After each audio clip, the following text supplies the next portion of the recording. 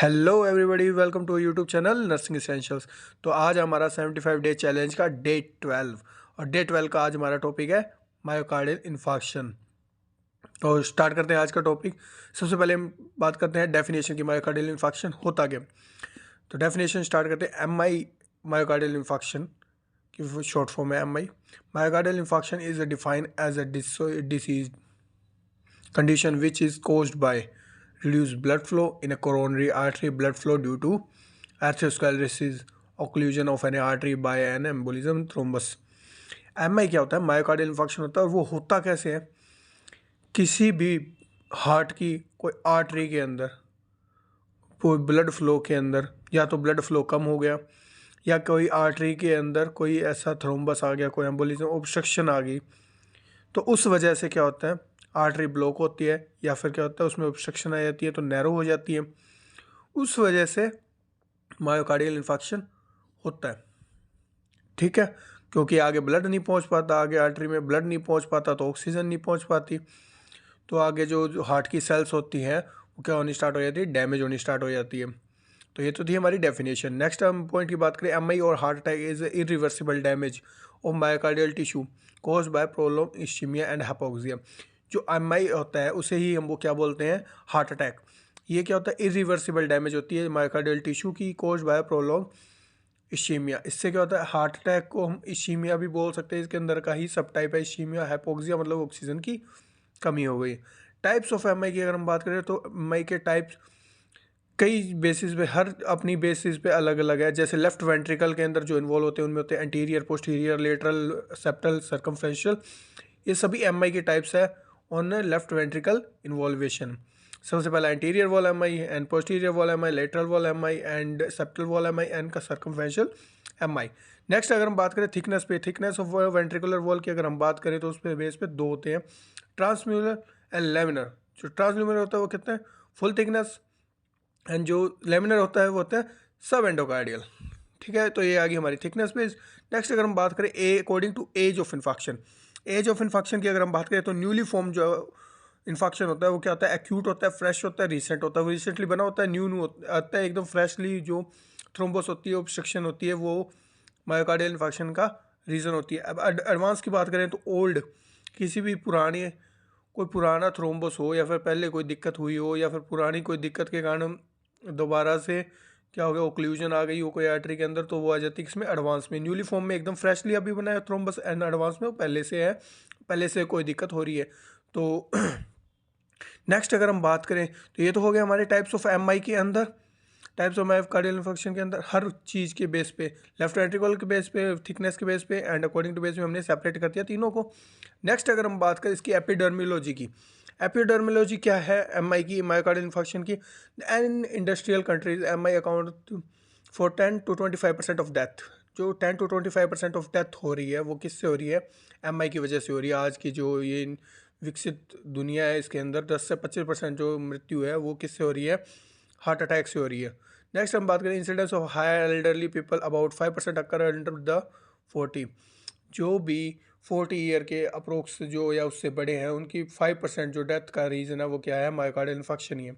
Mail have higher risk, male को ज़्यादा risk होता है मायोकार्डियल इन्फेक्शन होने के। Women during the reproductive period have low risk, male को पहले ही ज़्यादा होता है, लेकिन फीमेल में क्या होता है? ये सिर्फ एज ए प्रेगनेंसी टाइम पे थोड़ा बहुत रिस्क होता है, अदरवाइज मेल्स के अंदर सबसे ज़्यादा रिस्क होता है किसका?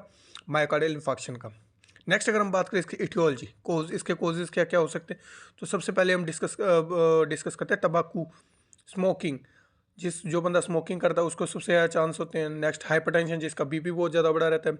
नेक्स्ट बात करते हैं ड्रग अब्यूज़, जो ड्रग्स वगैरह अब्यूज़ करता हो, या फिर ओबेसिटी, जिसका वजन बहुत ज़्यादा हो, स्ट्रेस जो ज़्यादा लेता हो, अल्कोहल कंज्यूम करता हो, या एज उसकी बहुत ज़्यादा हो, या जेंडर जैसे मेल और फीमेल, मेल को ज़्यादा होता है सबसे ज़्यादा। डायबिटीज़ भी मेजर कारण है एम आई का। नेक्स्ट हम बात करें तो हाइपोलिपिड प्रोटीन इम्यूनिया, तो इन प्रोटीन और लिपिड की वजह से भी एम आई होता है।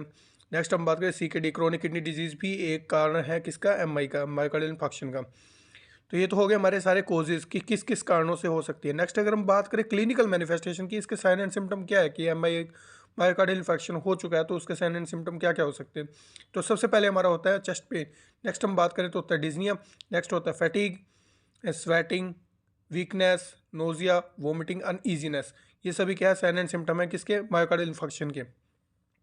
जब भी किसी पेशेंट को हार्ट अटैक आता है तो उसमें सबसे पहले यही कुछ साइंस देखने को मिलते हैं, चेस्ट पेन हो जाती है, फैटिग हो जाता है, स्वेटिंग हो जाती है, नोजिया हो जाता है, अनईजीनेस होती है। ये सभी क्या है मायोकार्डियल इन्फेक्शन के साइन एंड सिम्टम्स। तो नेक्स्ट अगर हम बात करें इसकी पैथोफिजियोलॉजी, मायोकार्डियल इन्फेक्शन की पैथोफिजियोलॉजी क्या होती है, तो सबसे पहले बात करें आर्थियोस्क्लेरोसिस। आर्थियोस्क्लेरोसिस हो जाती है या फिर आर्टरियल स्पाज्म हो जाता है या प्लाक फॉर्मेशन हो जाता है किसमें, आर्टरी के अंदर।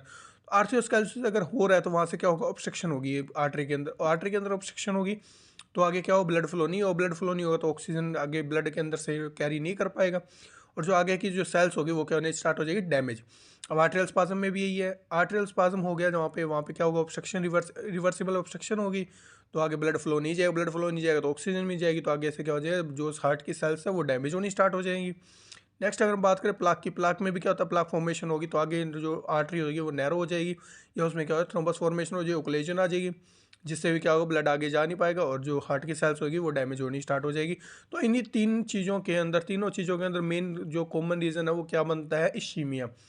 ऑब्स्ट्रक्शन अगर आर्थियोस्क्लेरोसिस में आती है तो भी इश्कीमिया हो जाता है, आर्टरियल स्पाज्म की वजह से ऑब्स्ट्रक्शन आती है तो भी इश्कीमिया हो जाता है, अगर प्लाक की वजह से ओक्लूजन आता है तो वो भी इश्कीमिया के अंदर ही आता है। इश्कीमिया हो गया, इश्कीमिया के बाद क्या होता है, हाइपोक्सिया, जो सेल्स होती है वो डैमेज होने लगती है because lack of oxygen. Next अगर हम इसके नेक्स्ट जो स्टेप की बात करें तो वो क्या होता है, रिड्यूस ऑक्सीजन डिमांड, रिड्यूस हो जाती है ऑक्सीजन की वहाँ पे बहुत ज़्यादा, तो उस वजह से होता है चेस्ट पेन होता है जिसे हम कहते हैं एंजाइना। नेक्स्ट इसके बाद क्या होता है, थ्रोम्बोलाइसिस। थ्रोम्बोलाइसिस में अंदर क्या होता है कि कोई थ्रोम्बस फॉर्मेशन हो जाती है, वहाँ पे जाके कोई आर्टरी के अंदर थ्रोम्बस ऑब्स्ट्रक्शन हो जाती है बहुत अच्छे तरीके से कि वो ना ब्लड आगे जाने देता ना पीछे आने देता, तो उसके में क्या बोलते हैं, अनस्टेबल एंजाइना बोलते हैं। नेक्स्ट नेक्रोसिस का मतलब सेल्स जो है वो डैमेज होनी स्टार्ट हो गई है प्रॉपर। अगर प्रॉपर सेल डैमेज होनी स्टार्ट हो गई हार्ट के किसी भी साइड की तो उसे हम बोल देते हैं मायोकार्डियल इन्फार्क्शन। तो ये टोटल थी हमारी पैथोफिजियोलॉजी किसकी, मायोकार्डियल इन्फार्क्शन की, जो स्टार्ट कहाँ से हुई थी, आर्थियोस्क्लेरोसिस, आर्टरियल स्पाज्म और प्लाक से। तीनों से ऑब्स्ट्रक्शन हुई, ओक्लूजन हुआ, फिर क्या हुआ, इश्कीमिया हो गया, इश्कीमिया से हाइपोक्सिया हो गया, हाइपोक्सिया से ऑक्सीजन डिमांड रिड्यूस होगी, फिर थ्रोम्बोलाइसिस हो गया, फिर नेक्रोसिस, मायोकार्डियल इन्फार्क्शन। ये थी हमारी पैथोफिजियोलॉजी मायोकार्डियल इन्फार्क्शन की। नेक्स्ट अगर हम बात करें डायग्नोसिस की, जो मायोकार्डियल इन्फार्क्शन उसका डायग्नोसिस कैसे होता है, तो सबसे पहले हम क्लिनिकल फीचर के हिसाब से देखें तो पेन होगा, चेस्ट पेन होगा, इंडाइजेशन हो गया, शोक में पेशेंट या लो ग्रेड फीवर चल रहा है, अप्रेशन हो रहा है, ये सभी क्या है क्लिनिकल साइंस है किसके, मायोकार्डियल इन्फार्क्शन के।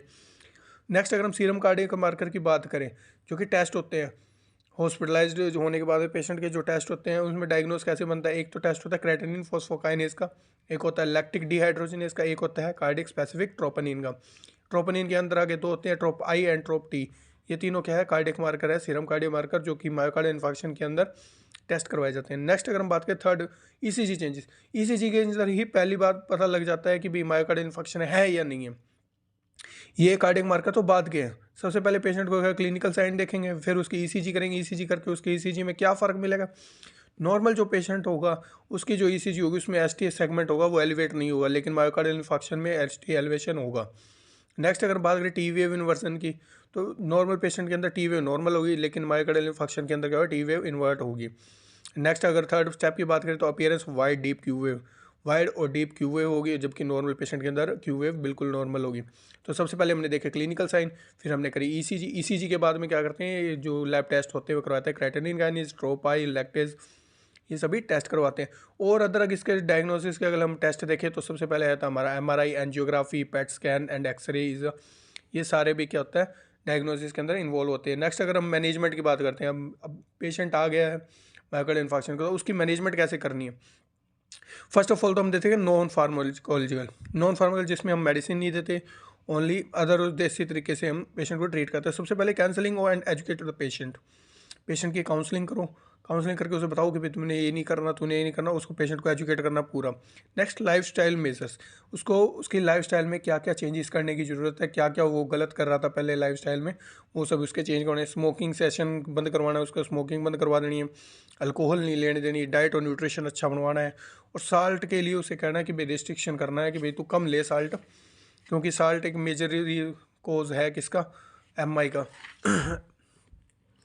नेक्स्ट अगर हम बात करें फार्माकोलॉजिकल की, वो तो हमने बात की नॉन फार्मा की। अभी फार्माकोलॉजिकल की अगर हम बात करें तो सबसे पहले आ जाता है थ्रोम्बोलाइटिक एजेंट, नेक्स्ट आ जाता है एंटीकोएगुलेंट्स, एंटीप्लेटलेट्स, फिर anti hypertensive, anti lipidaemic lowering agent and vasodilators, analgesic, anti ulcer drugs and anti depressants. तो ये थी हमारी फार्माकोलॉजिकल मैनेजमेंट किसकी, मायोकार्डियल इन्फार्क्शन की। इनके आगे सब टाइप इनके नेम्स भी है, तो वो हम किसी और वीडियो में डिस्कस करेंगे। तो ये हमने कर ली pharmacological, non pharma and pharma. तो ये था हमारा आज का टॉपिक मायोकार्डियल इन्फार्क्शन। तो मायोकार्डियल इन्फार्क्शन में हमने क्या डिस्कस किया, सबसे पहले हमने करी डेफिनेशन के बाद हमने types of myocardial infarction. Next फिर हमने किए क्या, epidemiology, clinical manifestation and etiology of myocardial infarction. फिर हमने करी पैथोफिजियोलॉजी, फिर हमने किया diagnosis and management of MI, जिसमें दोनों आगे फार्मा एंड नॉन फार्मा। तो ये था हमारा आज का टॉपिक। इसी टॉपिक के एंड में मैं आपको 5 क्वेश्चन दूंगा। अगर आपने वीडियो अच्छे से देखी तो आप 5 क्वेश्चन जरूर अच्छे से कर पाएंगे, और आंसर्स को अपने कमेंट में जरूर दें। और अगर वीडियो अच्छी लगी हो तो लाइक करें, सब्सक्राइब करें, शेयर करें, और कमेंट करके जरूर बताएं कि नेक्स्ट वीडियो कौन से टॉपिक पे होनी चाहिए।